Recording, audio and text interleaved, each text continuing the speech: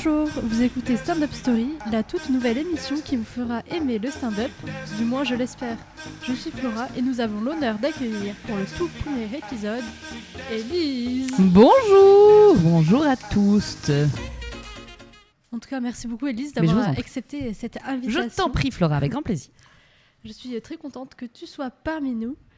Et d'ailleurs, j'ai 6 questions à te poser pour essayer d'en savoir un peu plus sur toi. Est-ce que cela te conviendrait ? Allez, on y va. C'est parti. Alors, question 1. Pourrais-tu donner 5 traits de personnalité qui ne te correspondent pas ? Qui ne me correspondent pas. Exactement. 5 ? T'en veux ? 5. Allez, je suis pas timide. Je suis pas hypocrite. Et du coup, je peux être franche sur les gens dont je pense que ce sont des gros cons. Je suis pas calme. Je ne suis pas apte à m'ennuyer. Wow.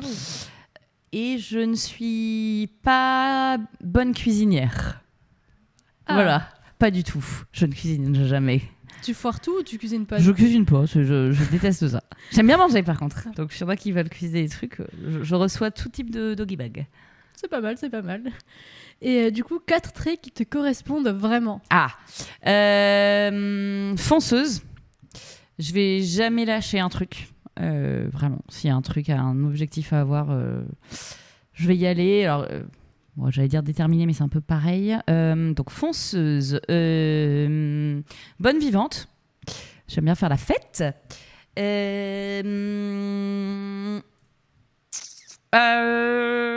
Un peu folle, hein. C'est un peu comme sur le premier truc. Je peux être très spontanée sur certaines choses. Donc c'est un côté folie. La folie artistique. Ouais, et puis même, tu vois, genre, allez, un tatouage, bam, allez, des trucs, ou d'autres trucs, hein, d'ailleurs, tiens, on lui envoie un message, voilà, donc des trucs comme ça. Dans le boulot, notamment, tu vas te contacter des gens.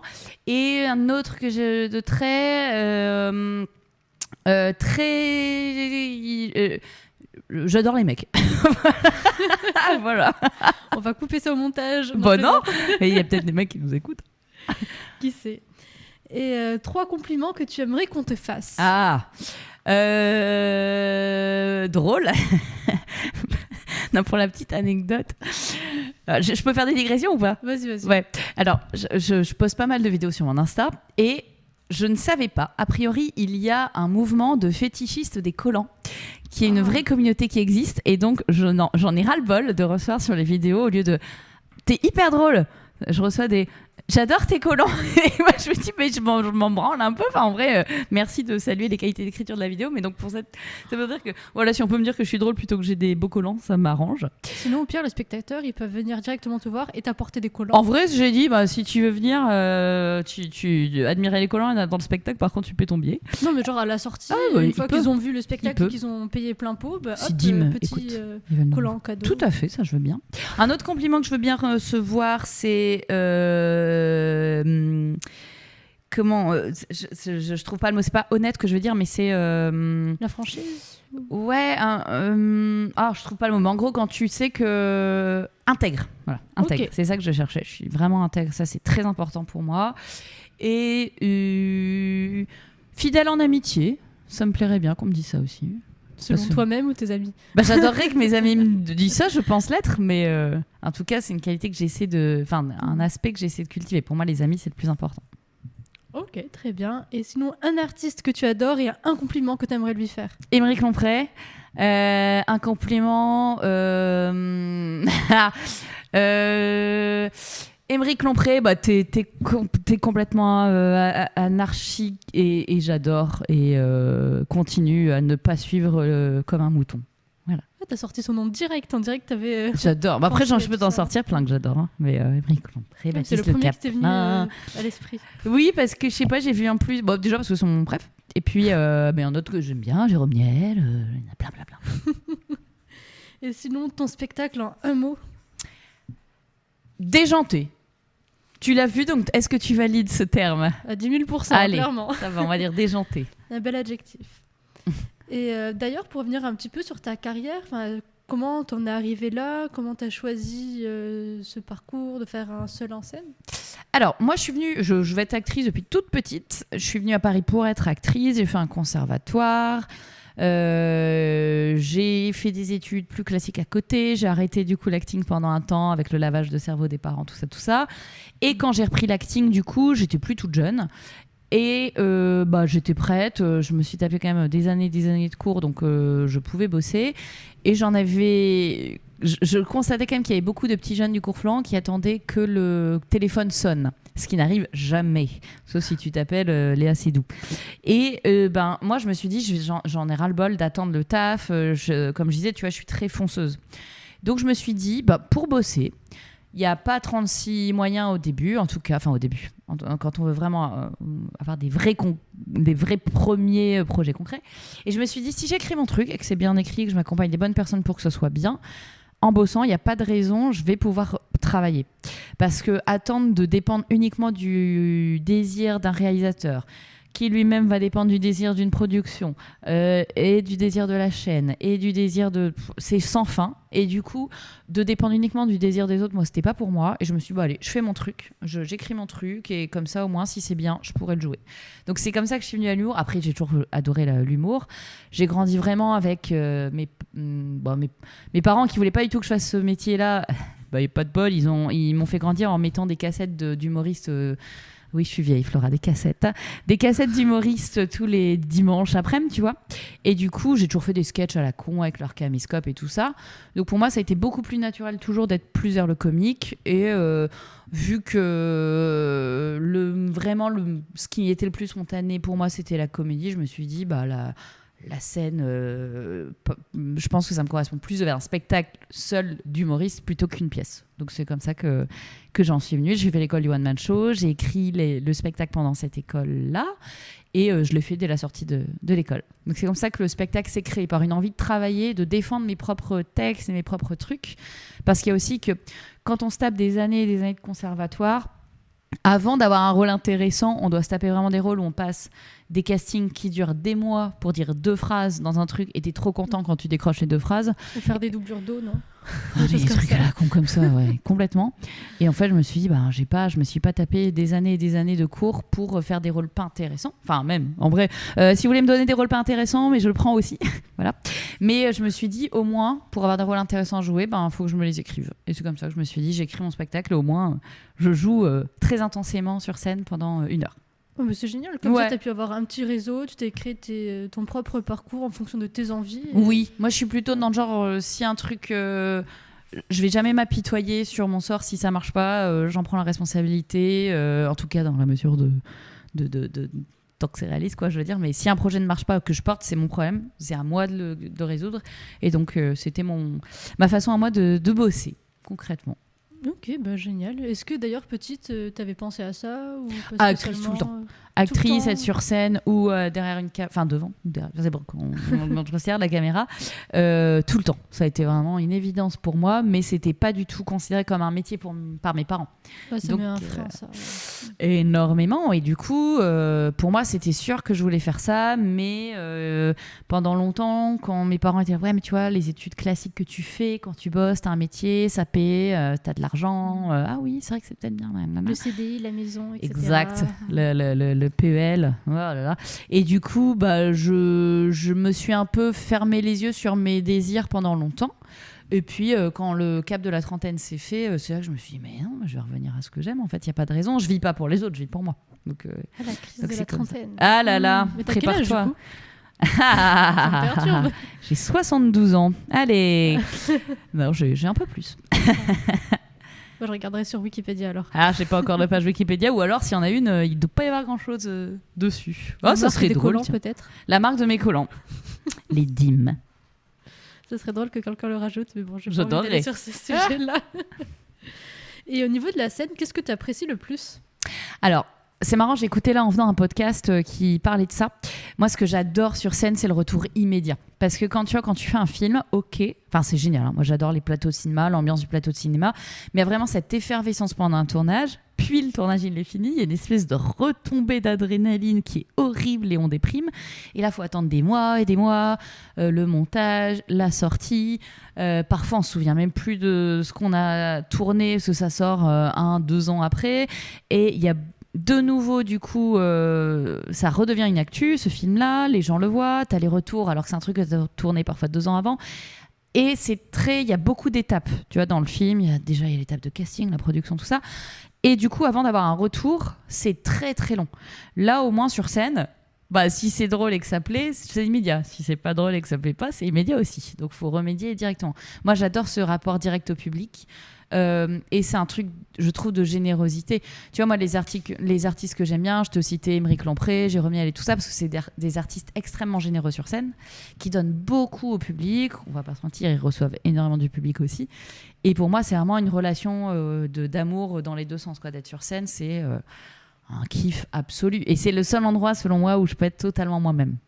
Ok, mais en tout cas, ça se voit que tu t'amuses tout le temps sur scène avec le public, tu passes au milieu. Enfin, après, j'ai pas envie de trop spoiler, mais il se passe pas mal de choses. Effectivement, il y a de l'interaction. Qui ne diront pas à l'antenne. Mais oui, c'est... Ouais, j'adore ça, le contact direct. Je me dis, c'est eux qui me permettent de faire mon métier, hein, clairement. Donc moi, je suis reconnaissante de chaque personne qui vient. Enfin, c'est un bonheur de se dire, ah ouais, c'est moi qu'ils ont choisi de venir voir ce soir. Ils pouvaient regarder... la Starac ou l'Eurovision ou je ne sais quoi, non, ils sont venus, ils ont fait la démarche de sortir et de venir voir le spectacle, donc j'adore.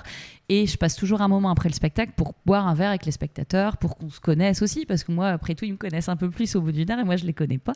Donc on échange aussi dans les deux sens, d'où vous venez, pourquoi vous êtes venu voir ce spectacle-là, qu'est-ce que vous faites dans la vie, tout ça. Donc ouais, j'adore l'échange direct qu'il y a sur scène. C'est génial de garder le côté humain et pas juste une fois que le spectacle est terminé, hop, c'est bon, merci, tout le monde rentre chez soi, vous avez payé, je me casse. Ouais, ça, je trouve ça pas cool et il y a plein d'artistes qui continuent à faire ça avec les années, donc j'adore ça. Ok, mais du coup, est-ce qu'avant de commencer la scène, t'as un petit track, je suppose, et comment t'arrives à gérer tout ça ? Je suis pas très traqueuse. J'ai une espèce de concentration, par contre. Par exemple, je peux pas faire tout type d'activité avant de jouer, tu vois. Je vais pas faire un truc qui a rien à voir ou me mettre à bosser sur complètement autre chose. Je vais rester dans ma concentration. Mais par contre, j'ai pas du tout pas du tout. Peut-être que c'est une sorte de trac, mais j'ai pas l'impression d'être traqueuse. Je suis extrêmement impatiente. Pour moi, la journée avant de jouer, elle est horrible dans le sens où je veux y être, quoi. C'est genre l'heure avant. C'est tellement chiant. Moi, je voudrais accélérer les minutes et direct être sur scène. Et cette heure avant, elle est horrible. Vraiment, si les gens veulent m'envoyer des blagues pour m'occuper avant de monter sur scène, je prends parce que les heures, elles sont longues avant de monter sur scène. Et t'as qu'une hâte, c'est d'être vraiment. sous les projecteurs.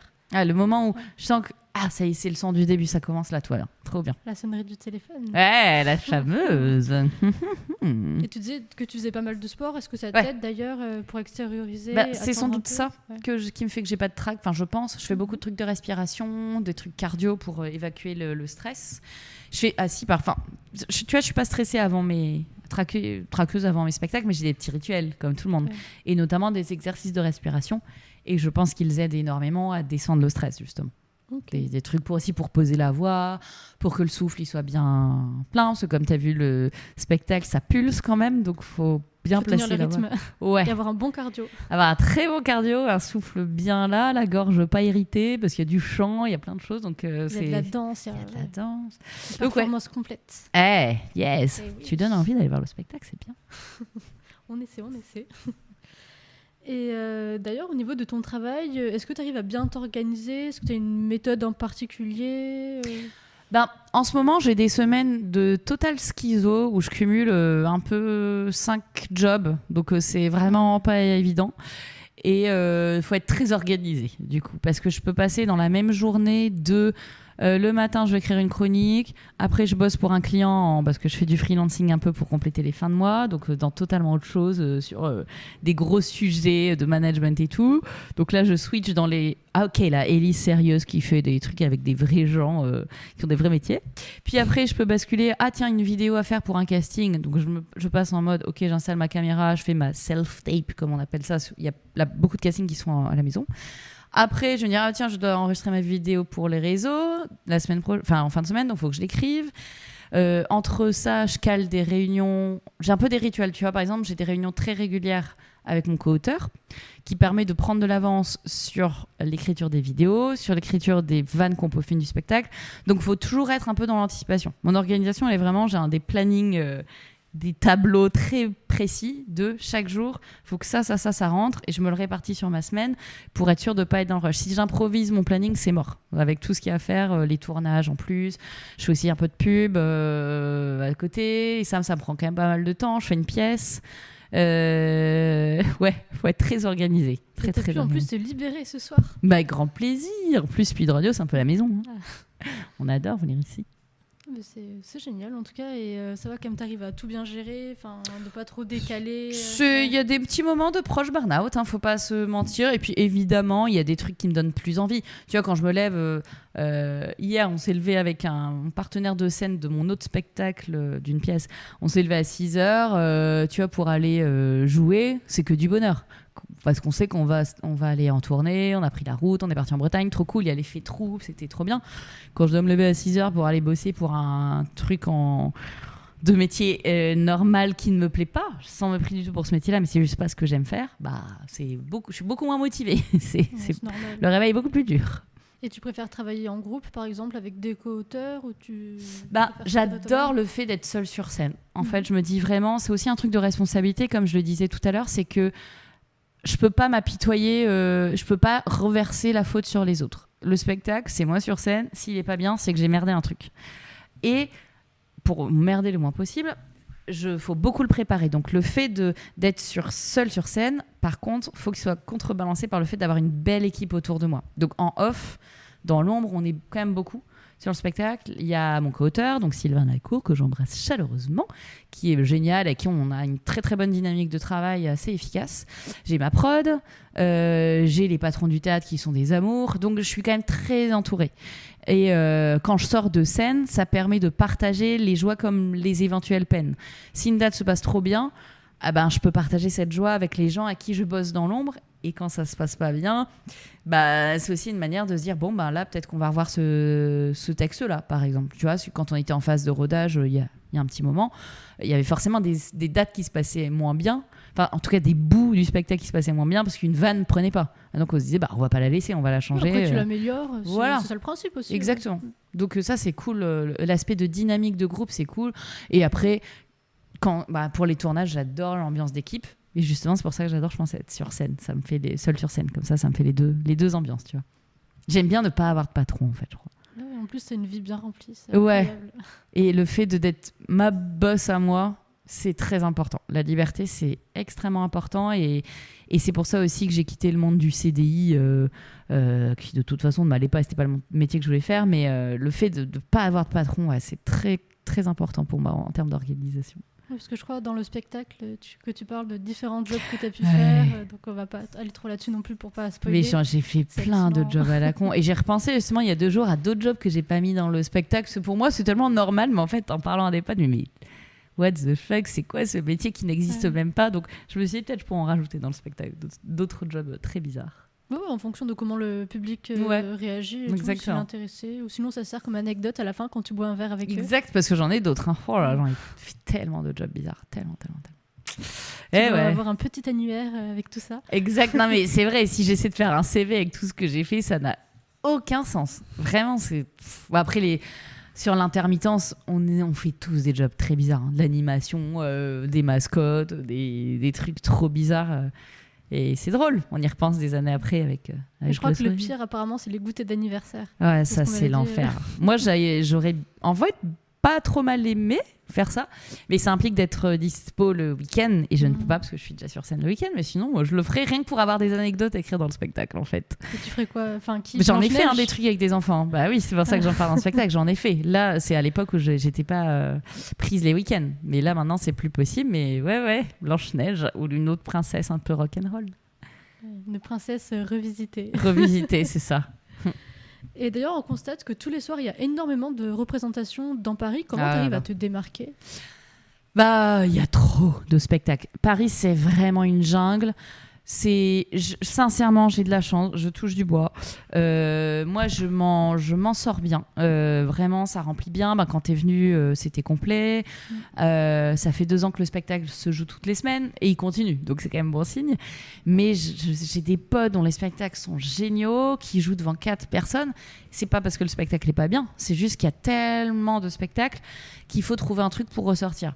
Moi, je pense que ce qui me permet d'avoir quand même un public pas horrible, enfin c'est dur, hein, c'est des efforts de com toutes les semaines, mais il y a le fait que ça fait 2 ans, et du coup, il y a beaucoup d'avis Biéréduc, ce qui donne confiance aux gens pour venir.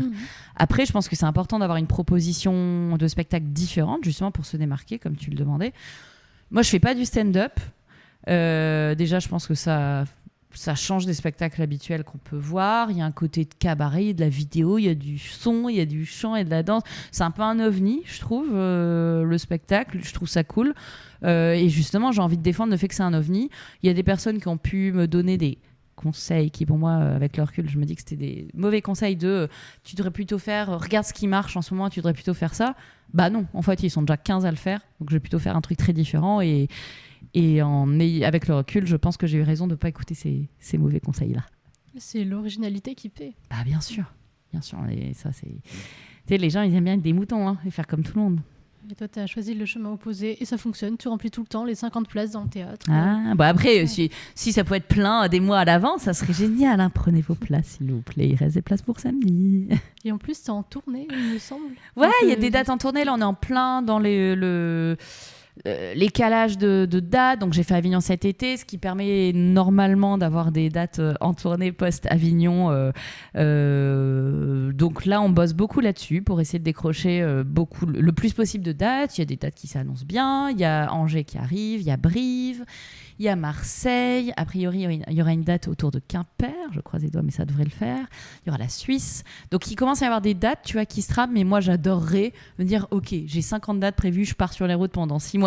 Enfin, la vie de tournée, j'adorerais ça. Parce que là, c'est des tournées où en fait, c'est pas des dates qui s'enchaînent vraiment. Tu vois, je suis obligée de rentrer à Paris entre les deux, donc c'est pas facile. Mais on bosse là-dessus avec ma prod. Ouais. Donc suivons donc ton actualité pour ne pas te rater en fonction des villes où tu passes. Tout à fait. Alors je mets tout sur mes réseaux et j'ai contacté plein de théâtres la semaine dernière. Si vous pouviez avoir la gentillesse de me répondre de manière positive, cool. Surtout. De manière positive, déjà de répondre en vrai. Moi j'apprécie déjà quand les gens prennent la peine, même s'ils peuvent pas, tu vois, ils me disent bah non on est complet, au moins ils m'ont répondu. Mais 99% des gens ne répondent pas. C'est un enfer et il suffit d'être mis en contact par quelqu'un qui les connaît. D'un coup, ah bah tiens, c'est vachement bien, ça a l'air bien ce spectacle, pourquoi on n'a pas entendu parler de toi? Bah si, en fait je t'ai écrit 5 fois, tu m'as juste jamais répondu, mais là vu que quelqu'un m'a mis en contact avec toi, tu me réponds. Donc répondez à vos mails. Et tu passes par un agent d'ailleurs pour tout ça ou tu fais tout de A à Z? En cinéma j'ai un agent pour les castings, après il y a quand même beaucoup de trucs que je trouve par moi-même, et sur la partie du spectacle, j'ai ma production qui doit travailler avec des gens dont c'est le métier, de chargé de diffusion. Là, on est en train, a priori, de signer avec une personne pour nous aider là-dessus, parce que c'est des métiers vraiment à part entière, où le cœur du métier, c'est d'avoir un bon carnet d'adresses. Donc, il faut s'associer à des gens. Et le temps que ça soit bien calé, moi, je contacte des diffuseurs locaux qui du coup sont très très potes avec les théâtres en local, donc ça fait un peu doublon de travail parce qu'au lieu d'avoir une personne qui va trouver toutes les dates dans toute la France, j'ai une personne là que j'ai contactée dans le Nord. Oui, il y aura Lille aussi en mai. J'ai oublié une date en mai. Suivez vraiment son actualité. Ouais. Et donc, pour l'instant, je constate que je n'ai pas vraiment trouvé de diffuseurs qui me conviennent, de chargés de diffusion, en tout cas, qui me permettent avec mon spectacle, qui n'est pas un spectacle hyper connu, pour l'instant de faire suffisamment de dates. Donc, appel aux chargés de diffusion, même si là, c'est peut-être en train d'être signé à quelqu'un, mais je suis preneuse de vos contacts pour travailler avec Si vous voulez travailler avec un super spectacle et une bosseuse, contactez-moi. Ouais, comme ça, tu vas pouvoir étudier les petites offres. Oui, puis attendez, vous allez apprendre des pourcentages. Hein, c'est tout, c'est donnant, de toute façon. Exactement. Et d'ailleurs, sinon, pour tout ce qui commence dans ce milieu-là, est-ce que tu aurais des conseils à leur donner? Alors, justement, moi, il y a des trucs... j'ai pas d'expérience en tant que telle, hein, ça fait que 2 ans que je joue ce spectacle, mais je dirais écoutez les gens dont ayez du flair pour savoir qui vous devez écouter ou pas. Il y a des conseils, il faut toujours écouter, faut avoir une oreille en tout cas, faut pas être un gros con et se fermer à tout, mais ne pas tout prendre pour argent comptant. Tu vois, je te disais, quelqu'un qui m'a donné des conseils pour essayer de me lisser et pour essayer de me faire un peu rentrer dans le moule des stand-uppers, alors que moi je fais même pas du stand-up. Clairement, c'était pas un conseil à écouter, tu vois. Et faut savoir faire la différence. En fait, faut écouter les conseils de ceux qui font partie de votre famille visée d'humoristes. Par exemple, moi, les pros qui sont en contact avec des humoristes dont j'admire le travail, je vais écouter vachement leurs conseils. Des gens qui bossent avec des humoristes qui font des super trucs, mais qui ne sont pas moi ce que je fais ou qui sont pas ma cam. Et ça a beau être super ce qu'ils font, j'ai pas envie de faire ça, donc je vais pas écouter ces conseils-là. Donc, sinon, tu vas perdre un peu de temps. Donc, ouais, voilà. Puis de toute façon, on peut pas plaire à tout le monde. Donc ça, c'est aussi un truc que je dirais comme conseil. Moi, j'adore déplaire à des gens. Et n'ayez pas peur de déplaire à des gens, c'est bien. C'est atypique comme conseil, mais ça peut être formateur aussi. Donc, le punk, les punks qui plaisaient pas à tout le monde, et pourtant c'était vachement bien. Ouais, je crois qu'on n'est pas trop de la même génération. Merci de me rappeler mon grand âge, Flora. Avec grand plaisir. C'est vrai que tu n'as pas voulu le donner. Mais je ne fais pas mon âge, paraît-il. Du coup, je laisse planer un mystère. Alors, vu que ce n'est pas radiophonique, il y a Alexis, donc le boss, qui est à côté. Quand je lui dis je vais pas mon âge, je vais moi. Merci Alexis, ça fait plaisir. Non, je sais pas mon âge. En tout cas, pas dans ma tête. J'ai pas mon âge dans ma tête. T'aurais quoi, 10 ans? J'ai 12 ans, je crois. Ouais, je dois avoir 12 ans. Et ça serait quoi ton rêve ultime? Mon rêve ultime, c'est de ne plus me poser de questions de travailler, de faire des tournées avec mon spectacle, de faire des super rôles au cinéma, et que ce ne soit plus un stress de ne pas assez travailler. Ça serait mon rêve ultime. Ah bah voilà. Ce serait génial. Et de me marier avec Charles Olivon, joueur de rugby. Mais non, mais il va être papa, Charles. Tu sais que c'est une blague, Charles Olivon. Mais regardez sur Google Images. Hein. Oui, regarde. Je vous invite à regarder ça. Donc ton spectacle s'appelle Une belle bourrine. Ça se passe au théâtre Le Lieu dans le 9e arrondissement. Yes. Ça se joue le samedi à 19h. Tout à fait, tous les samedis à 19h, plus ces dates en tournée qui sont sur mon Insta. Est-ce que tu aurais quelques mots pour reparler de ton spectacle? Ouais, donc ça dure 1 heure, ça pulse, on s'ennuie pas du tout. Comme je le disais, après on prend un petit moment convivial avec les spectateurs pour un peu apprendre à se connaître davantage. Donc c'est vraiment... Il y a 2 temps au spectacle, il y a le pendant et il y a le pot d'après-spectacle. Et si, je peux dire quand même que le spectacle il est prolongé. De janvier à fin mars, au même horaire, les samedis à 19h. Donc ça, c'est plutôt une bonne nouvelle. On continue. Merci. Je suis contente, c'est un super créneau. Félicitations. Merci beaucoup. Et merci d'être venu le voir. Avec plaisir. Merci pour l'invitation. J'étais curieuse de découvrir un peu ton univers. En tout cas, merci beaucoup pour ta venue. Merci à toi. On ne va pas rater donc, ton spectacle que tu joues partout en France. Donc allez-y, n'hésitez pas. Prenez vos billets sur Biridux, c'est moins cher. Est-ce que ça plaira à ton producteur, cette phrase? Écoute, lui s'il vend des places, il est content, donc allez-y. C'est mieux de vendre plein de billets moins chers que pas assez de billets chers. Puis moi je suis de gauche, donc payez pas cher les gens, vraiment. Merci en tout cas Élise pour ta venue. Merci à toi. On te souhaite le meilleur. Et, merci beaucoup à toi aussi, à ton émission Longue Vie. Merci beaucoup. Donc vous avez écouté Stand Up Story et on espère vous retrouver bientôt. Donc Stand Up Story, la toute nouvelle émission qui vous fera aimer le stand-up, du moins on l'espère. Et on vous souhaite une belle après-midi.